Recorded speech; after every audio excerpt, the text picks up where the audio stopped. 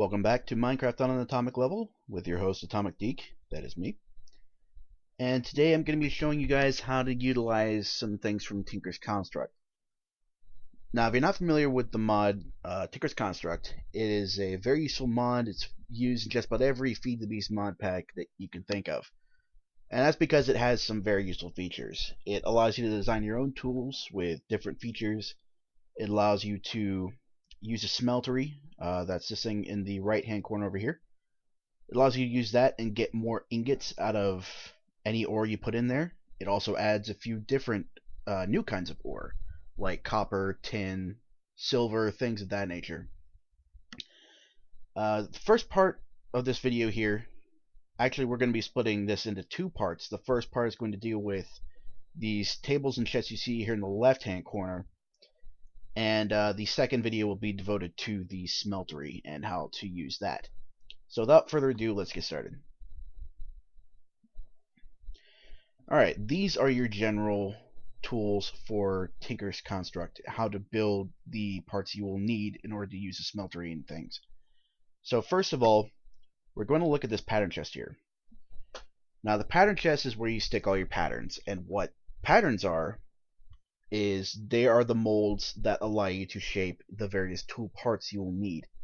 So here you have the tool rod pattern, here you have the pickaxe head pattern, and there's a tool binding pattern, and everything else in here.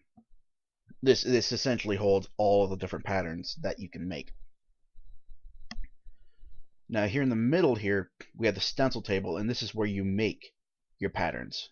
Now in order to make a pattern like a tool rod pattern or a sword blade pattern, is you have to have a blank pattern first. So you will stick that in here, and you see the tool rod pattern pops up. Now you can make any pattern you want here, and the way you do that is you cycle through. Like next pattern gets me pickaxe head, next pattern gets me shovel head. You can also go backwards, and from tool rod you get arrowhead, then you get fletching, then you get bowstring, and so on and so forth.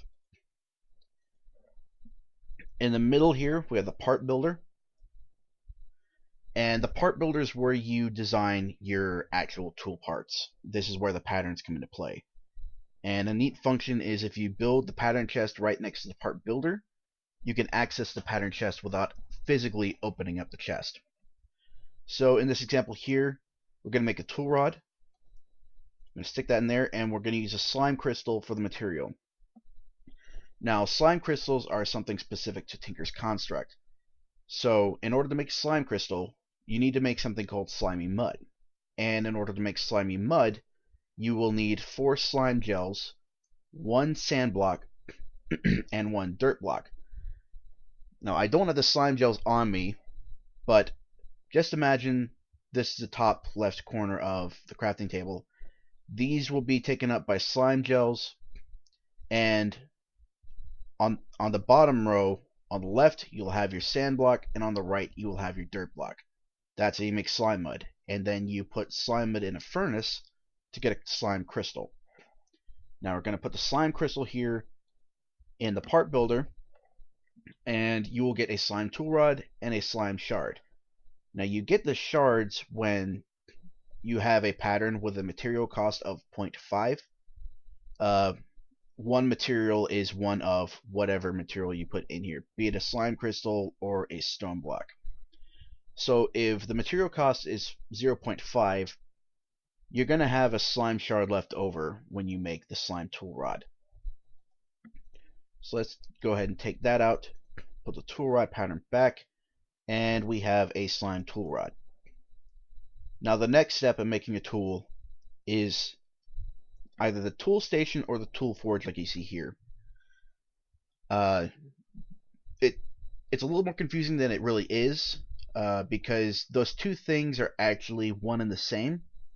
It's just that the forge is the upgraded version of the station, and the upgraded version allows you to build the more advanced Tinker's Construct tools, such as the hammer, the lumber axe, the excavator, etc. So let's get down to building a tool. Now This section right here, as you can see on the right hand side, is the repair and modification section. This is what you start out with, and this is where you can, as it says, repair or modify tools. We'll get to that in a little bit. But first, we are going to get a pickaxe head and a binding, because we're going to make a pickaxe. Alright, let's select the pickaxe option here, and on the right side tells you what a pickaxe is for. That's pretty obvious. And it also lists the required parts: the pickaxe head, the tool binding, and the handle, or the tool rod. So let's go ahead and stick the parts where they're supposed to go. Alright, there's your finished product. Now here is the information on the finished product. You've got your durability, your mining speed, and your mining level. An iron mining level means that the most difficult ore it can mine is iron ore. And there are certain other materials that allow you to mine higher levels, such as this obsidian pickaxe right here. It allows me to mine, the description says obsidian, but it's essentially an iron pickaxe in that it can mine diamonds. So let's go ahead and take that out of here, put our finished product there, and go back to the repair and modification deal. Now, like I said before, this is where you repair things. Since I made the pickaxe head out of flint, I would have to have flint in order to repair it, were I to wear it down and reduce its durability. And the same goes for any other material you use to make a pickaxe head. Like with the obsidian pickaxe head, you need obsidian to repair it. And the pickaxe head is what determines what material you use. Now, sometimes with various types of pickaxe heads, you get different traits. Again, this obsidian pickaxe has reinforced 3 because of the obsidian head. A stone pickaxe head would have stonebound, which increases its durability. The difference between stonebound and reinforced is stonebound actually increases the durability here. Like right now it's 256, but if it had stonebound it would be, say, 300 something. With reinforced, the durability count is reduced, but whereas this pickaxe, its durability would go down 1 for every time you used it. With this pickaxe, the durability goes down 1 every 3 or 4 times you use it because of the reinforced 3 trait. So let's get around to modifications. Now, you see here there are 4 remaining modifiers, and that is determined by the binding on the pickaxe. I used a paper binding because it allows for more modifiers than any other material. So as little realistic sense as it makes to use paper in the construction of a tool, obviously not everything in Minecraft is physically reproducible. So this is just something that the Tinker's Construct people decided to make use of, and I'm not complaining with the end result. So the first modification that we would want to make, it's the first one that I always make, is to add a ball of moss. Once you add it in here, you'll see why. Because once you add moss, your tool gets the auto repair function.